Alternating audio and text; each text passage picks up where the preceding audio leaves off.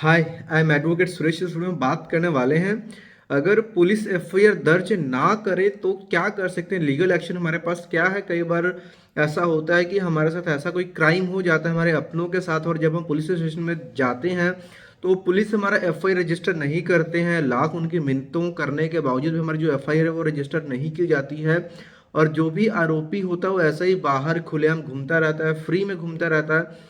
और कई बार तो ऐसे केसेस भी देखने को मिलते हैं कि जिसने क्राइम किया होता है उसके इन्फ्लुएंस में आकर के भी उनके ऊपर प्रेशर डाला जाता है कि उनकी जो हमारी है, जो भी यहाँ पे पीड़िता दल है, जो पीड़िता पक्ष है, उसका एफआईआर रजिस्टर ना हो। अब ऐसे केस में हमें इंसाफ तो चाहिए ही, तो क्या हमारे पास कोई ऑप्शन है कि हम एफआईआर करवा सकें? जी हाँ, बिल्कुल आपके पास ऑप्शन है, और जानकारी ना होने की वजह से ऐसे जो लोग हैं, जो पीड़ित पक्ष हैं, वो अपने आप को इंसाफ से मतलब दिलवा नहीं पाते हैं। क्या प्रोसेस है यहाँ पे, ध्यान से समझिएगा। एग्जैक्ट डिटेल आपको मैं आपको बताने वाला हूँ। देखिए, अगर तो मान लीजिए कोई भी क्राइम कमिट हो गया, एक राइटिंग में आप कंप्लेंट लिख करके दीजिए। अगर वो ऑरली एफआईआर नहीं लिख रहे हैं, जब आप कंप्लेंट दोगे तो उनसे एक कॉपी लेकर के जाइए और साथ में उनको बोलिए कि आप हमारी कंप्लेंट के ऊपर आप रिसीविंग दीजिए। अगर रिसीविंग नहीं भी देते हैं तो जो आपने कंप्लेंट की कॉपी दी हुई है उस कॉपी को लेकर के आप जो भी आपके एरिया का सीनियर सुपरिटेंडेंट ऑफ पुलिस यानी कि एसएसपी का ऑफिस है, वहाँ पे जाकर के वहाँ पे एप्लीकेशन दीजिए। अगेन जो एप्लीकेशन दोगे, फोटो कॉपी साथ में लेकर के जाइए और उसके ऊपर रिसीविंग ले लीजिए कि आपने वहाँ पे एप्लीकेशन दे दी। अब यहाँ पे 70 to 80% चांस है कि जो एसएसपी है वो आपकी एप्लीकेशन को, आपके केस को मार्क करेगा किसी भी इंस्पेक्टर को जो भी आपका एरिया में जहाँ पे ये क्राइम कमिट हुआ होगा, ताकि वो केस में इन्वेस्टिगेशन करे, एफआईआर रजिस्टर करे। लेकिन यहाँ पे भी कुछ ऐसे सर्कमस्टांसेस होते हैं कि आपकी एप्लीकेशन देने के बाद भी कोई भी कार्रवाई नहीं होती है, कोई भी सुनवाई नहीं होती है, और ऐसा बहुत सारे केसेस में देखने को मिलता है।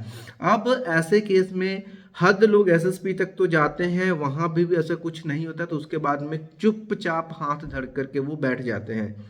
इसके बाद जो आपके पास ऑप्शन है, 15 डेज तक आप वेट कीजिए। आप वहां पे जाके फॉलोअप ले सकते हैं कि क्या हो रहा है। अगर आपको कोई कॉल आ रही है, नहीं आ रही है, आपको पता चल गया एफआईआर नहीं हुई, अब आपके पास रिसीविंग की कॉपी है, अब आपको क्या है, सीधा कोर्ट में जाना है। कोर्ट के पास पावर है section 156 sub section 3 of the CrPC 1973 के तहत कि कोर्ट अपने लेवल पे भी जो भी ऑफेंस हुआ है उसका कॉग्निजेंस ले सकती है, डायरेक्ट केस को वहां से वो स्टार्ट कर सकती है। इसके लिए अब एक दिक्कत ये आएगी कि अब आपको यहाँ पे एडवोकेट करना पड़ेगा, क्योंकि आपको कोर्ट में अब केस करना है। अब कोर्ट में केस करने के लिए अब आपको एडवोकेट की ज़रूरत पड़ेगी। तो अगर तो आप अफोर्ड कर सकते हो देन वेल एंड गुड कि आप कोई भी एक इंडिपेंडेंट जो प्राइवेट एडवोकेट है उनको हायर करें।